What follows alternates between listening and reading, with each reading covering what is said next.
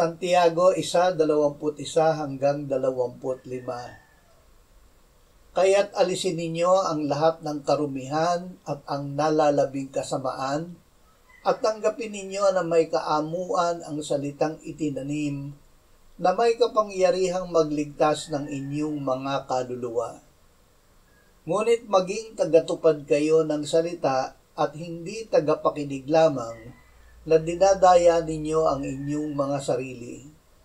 Sapagkat kung ang sino man ay tagapakinig ng salita at hindi tagatupad, siya ay katulad ng isang tao na tinitingnan ang kanyang likas na mukha sa salamin, sapagkat minamasdan niya ang kanyang sarili at umaalis, at agad niyang nalilimutan kung ano ang kanyang katulad.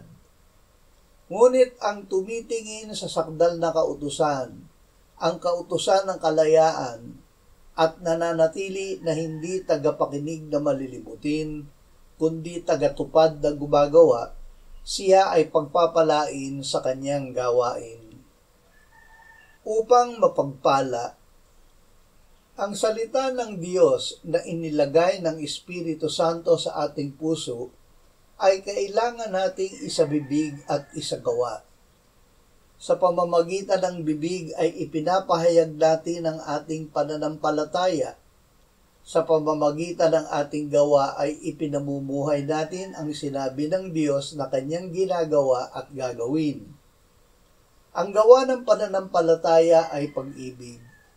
Kapag tayo ay umiibig, kasama natin ang Diyos at siya ang nagpapala sa atin, kaya't nagagawa natin ang mga gawa ng Diyos.